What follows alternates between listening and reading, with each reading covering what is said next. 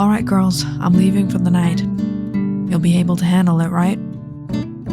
Sure, don't worry about it, Mr. Wilson. Close the shop at 12.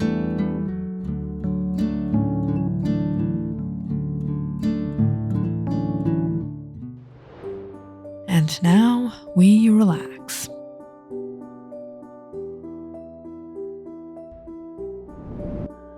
Jennifer. She's a sophomore at the SA University. Lives with a boatload of roommates in Manhattan and works at a small fast food joint. After paying her bills, Jennifer literally makes pennies working here 4 days a week. But what other choice does she have as a struggling millennial? Usually, Jennifer is off her shift at 7 p.m.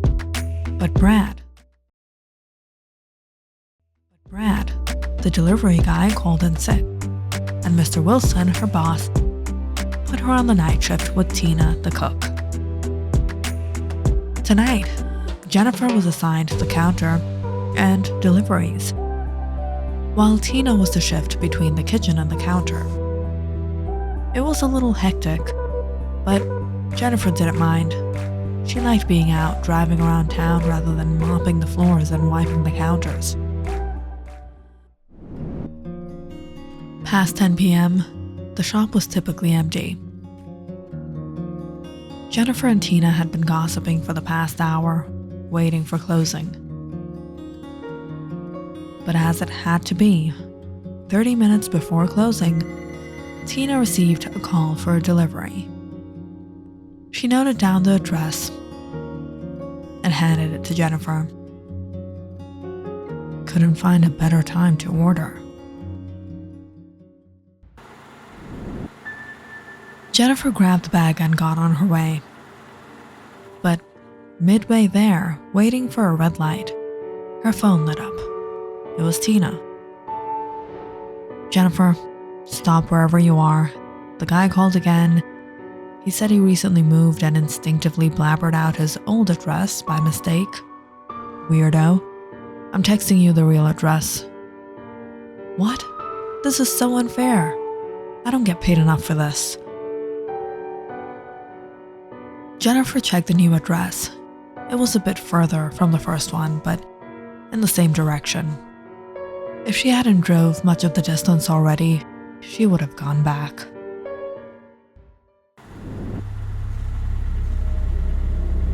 After driving about 15 more minutes, when it was well past 12, Jennifer drove into a narrow road leading to the house. The houses here were less frequent, a few blocks away from each other. She took a turn into another narrow road which stopped at a dead end, and finally reached at the location.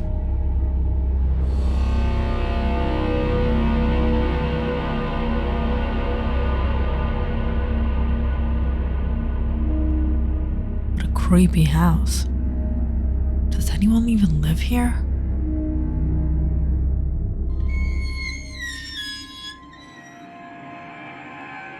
Stepping in through the large rusted gate, Jennifer peered around the tall trees that hovered around the whole property. There was a path that led to the porch. The lawn was overgrown and needed to be mowed really badly. Jennifer stepped through snails and worms, squirming and hopping around in the weeds.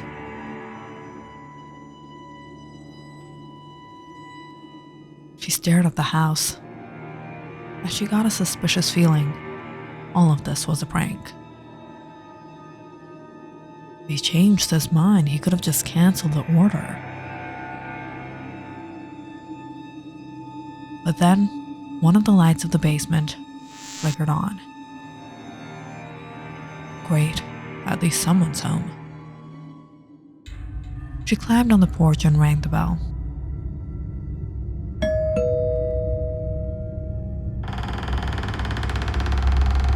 The door creaked open just a bit. Your order. but no one was there. The door had been unlocked. Jennifer peeked inside just a little. She couldn't see anything in the dark, but she got a whiff of something that smelled really bad. Oh, that's gross. She rang the bell a few times, knocked once.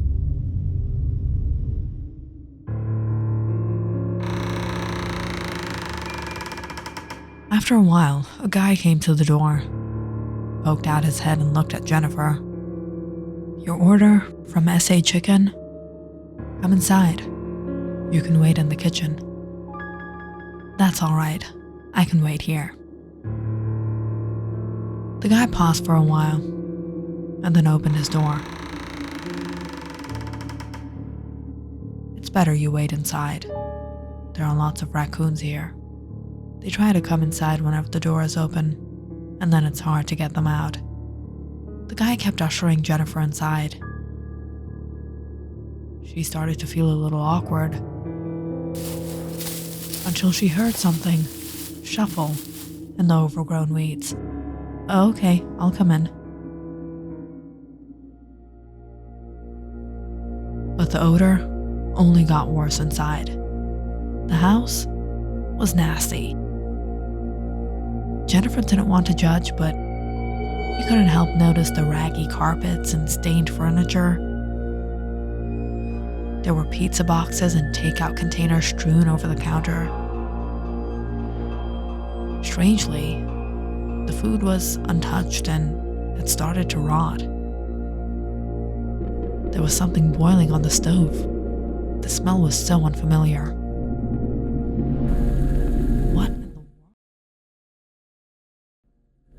What in the world is he cooking? Jennifer thought she even stepped on something wet and sticky. The guy didn't even bother turning on the lights. The house wasn't completely dark either. There were night lamps in every room, so Jennifer could make out what was around her, which made her scrunch her nose even more. She had been standing in the kitchen for a while now. When 20 minutes passed and the guy didn't return with the money, Jennifer started to get impatient. Suddenly, she heard a noise. It sounded like a fridge or an AC. Is that a generator? Is that why he's using nightlights? Jennifer peered into the hallway. She saw the guy walk down this way. She inched her way down the hall, twisted open the first door. The room was a mess like the rest of the house, damp and wet. Jennifer quickly closed the door and walked to the next room at the end of the hall, right before the staircase. As she got closer, the noise of whatever machine had started to get louder. Jennifer put her ear to the door. She heard a strange clanking noise. Assuming the guy was inside, she pulled the door handle. To her surprise, the door was quite heavy. As soon as she managed to open the door, white mist seeped from the room from under it. And she felt a cold breeze. Jennifer couldn't hold back her suspicion. She walked inside. She couldn't see much because of the misty ice vapor, but could make out large hooks hanging from the walls. The smell she got in the house was even stronger in this room. Is the AC on, or is this like a walk-in freezer in a house? As Jennifer's eyes adjusted to the mist, she could vaguely make out a steel table. Butcher's knives arranged on a tray. Started to get a little uncomfortable. Suddenly, Jennifer bumped into a bag she couldn't see properly. At once, an alarm started to ring. Jennifer held the bag, trying to stop it from moving around, when she realized there were more bags hung up on each hook. Before the mist could settle in, Jennifer heard the guy run down the stairs. She closed the room and walked out.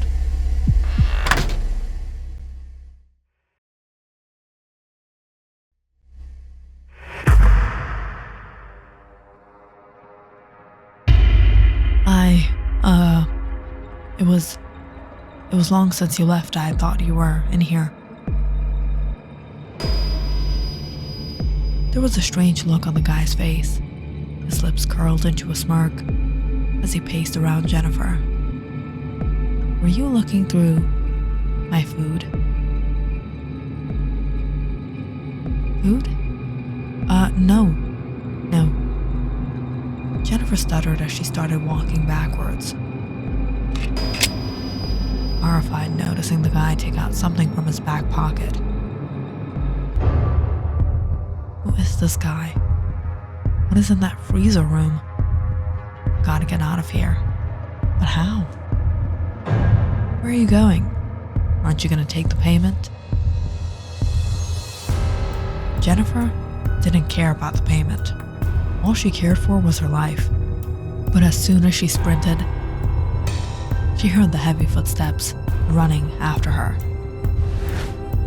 She ran at the door and down the path, and if she wasn't mistaken, by the time she reached the gate, she got a glimpse of the guy standing on the porch, pointing a gun at her.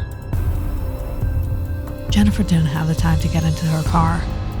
By the time she would do that, he would catch up to her. She ran as fast as she could that night. She remembered passing a house on the way there.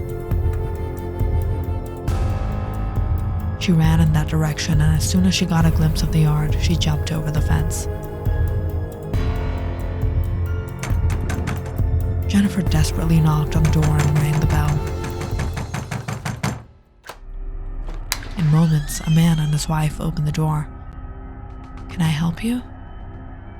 "There's someone in that house. He's after me. There's something in there."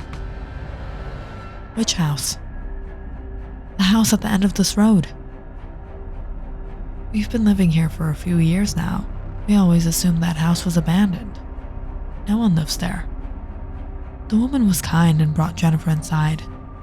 They sat down in the living room while Jennifer explained all that happened.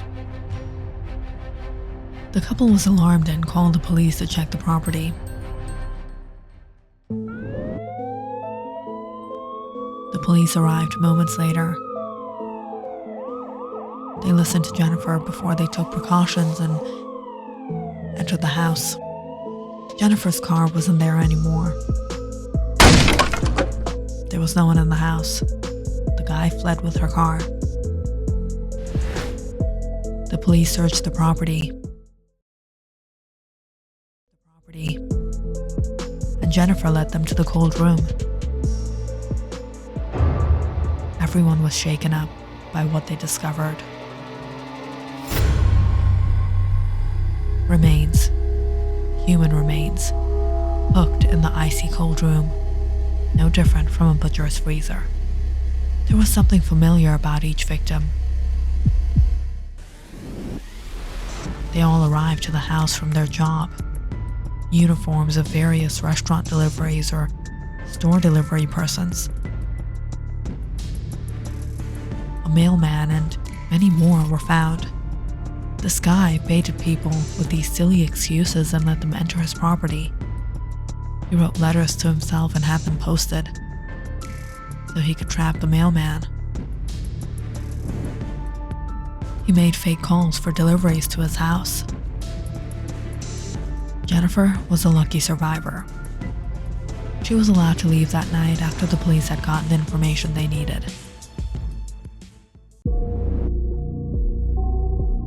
Jennifer took a bus home, traumatized by what she experienced. She couldn't imagine what would have happened to her if she hadn't escaped. How could a person be so sick? Was he, in truth, a human being at all? That night haunted Jennifer for days and nights.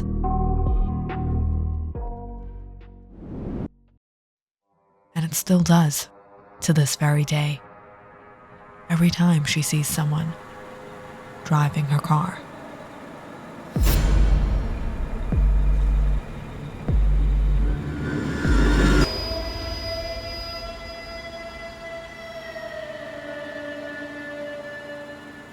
If you enjoyed this story, please like and subscribe to my channel and share this video with your friends and family.